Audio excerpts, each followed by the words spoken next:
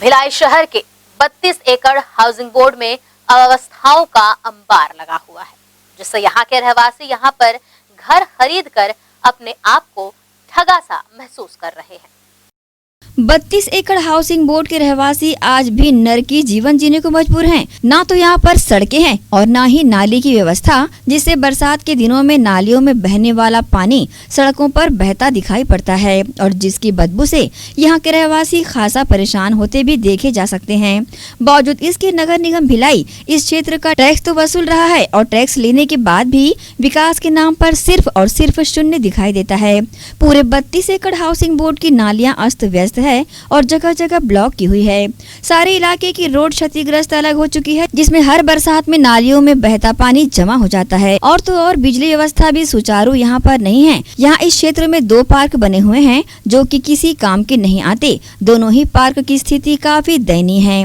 एक पार्क के सामने तो सीवरेज टैंक भी बना हुआ है, जिससे लगातार गंदा और बदबूदार पानी बाहर निकलकर जमा होता रहता है। क्षेत्र में कई ऐसे खाली जगह पड़ी हुई है जहां हमेशा जल भराव बना रहता है, जिससे जल जनित बीमारियों का खतरा लगातार बना रहता है। क्षेत्रवासियों ने अपनी पीड़ा न्यूज टीम को बताते हुए कहा कि जब वह नगर निगम भिलाई के पास अपनी शिकायत लेकर जाते हैं तो वहां से शिकायत के निवारण के लिए हाउसिंग बोर्ड सोसाइटी पर थोप दिया जाता है और हाउसिंग बोर्ड सोसाइटी वाले नगर निगम भिलाई पर थोप देते हैं, जिससे यहाँ किसी भी प्रकार का विकास कार्य अब तक देखने को नहीं मिल रहा है। यहाँ नाली जाम रहती है और न पानी निकलने का कोई साधन नहीं है। टैक्स भी हम लोग बराबर भरते हैं, पानी भी नहीं आता है टाइम पर। और यहाँ पार्षद तो कभी आके देखते ही नहीं है। यहाँ इतनी गंदगी है और यहाँ के महापौर जो हैं उनको भी आके एक बार राउंड लगाना चाहिए, मेरा ये कहना है। अभी क्या चाह रहे हैं आप लोग? अभी हम चाहते हैं कि हमारी नाली और रोड दोनों मतलब बनना चाहिए, साफ़ सुथरी होनी चाहिए। और बच्चों के लिए तो कुछ पार्क और बनना चाहिए यहाँ खेलने के लिए, लेडीज़ लोग जहाँ घूम सके, अपना आराम टाइम पास कर सके। यहाँ कुछ भी नहीं है सुविधा ऐसे 32 एकड़ में। यहाँ पर तो जो समस्याएं हैं ये काफ़ी समय से है और हम लोग जो है बराबर इसके लिए संघर्षरत रहे हैं, लेकिन इसका परिणाम जो है हमारे मन के मुताबिक नहीं मिल रहा है ना। कभी जैसे हम अगर हाउसिंग बोर्ड जाते हैं तो हाउसिंग बोर्ड का कहना है कि हमने हैंडओवर कर दिया है निगम को। निगम के पास में जाते हैं तो निगम का कहना है कि हमने जो है अभी तक हमको वहाँ से किसी भी प्रकार का कोई आदेश नहीं मिला है, उसने जो है हमको हैंडओवर नहीं किया है। बस ये दोनों के बीच में हमारा जो एरिया है वो जो है पिसा रहा है और जिसके चलते जो है ना हमारे यहाँ ढंग से सफाई होती है, ना जो है नालियों की सफाई होती है, ना रोड बन रहा है। और जब अभी बरसात जब शुरू होगी तो पानी जो है घुटनों तक भर जाता है मेन रोड पे। अब जहाँ से हमारे पार्षद जी भी गुजरते हैं, वहाँ से हमारे महापौर भी गुजरते हैं, लेकिन इन सबको फिर भी ये देख करके आंखें मूंद कर चले जाते हैं कि इनका जो है फ़र्ज़ जो है कि यहाँ नालियाँ जो भर रही हैं, नालियों से पानी ओवर होकर के रोड पे आ रहा है, तो उनको कोई एक्शन लेना चाहिए। आप पार्षद हो, आप महापौर हो, फिर भी आपका जो इसके प्रति कोई कर्तव्य नहीं है। 10 साल हो गए यहाँ से निवास कर रहा हूँ और पूरी नालियाँ टूट गई है। नाली का बहाव नहीं है, बीच में पोल है, नाली का जो पानी है वो बहता ही नहीं है सीधा। और भी चैम्बर की समस्या है, गटर की समस्या है, बहुत सी समस्या है। नाली और रोड मेन है। निगम में कभी इसकी कंप्लेन वगैरह की है? क्या कहते हैं? निगम में तो बहुत बार कंप्लेन कर चुके हैं, पार्षद को भी कंप्लेन कर चुके हैं। पार्षद बोलता है कि अभी हैंडओवर नहीं हुआ है हाउसिंग बोर्ड से, और हाउसिंग बोर्ड वाले को भी बुलाए थे, बोले हमारे पास बजट नहीं है। निगम बोलता हमारे पास बजट नहीं है। तो हम लोग क्या परेशान हो रहे हैं। टैक्स तो बराबर भी कर रहे हैं और हम लोग क्या संपत्ति कर भी भर रहे हैं और पानी का भी टैक्स दिए है बराबर, लेकिन फिर भी हमारी समस्या जो है हल नहीं हो रही। इसके पहले हमने ये सोचा था यहाँ पे घर बनाए, तो इस उम्मीद पे घर बनाए कि हम अच्छे जगह पे जा रहे हैं, अच्छा यहाँ माहौल रहेगा। बट आने के बाद हमें ऐसा आभास हुआ कि मैंने बहुत गलत जगह पे अपना घर ले लिया है। बिल्कुल यहाँ रहने की इच्छा नहीं होती है। इतनी गंदी बदबू आती है कि हम घर से बाहर नहीं निकल सकते।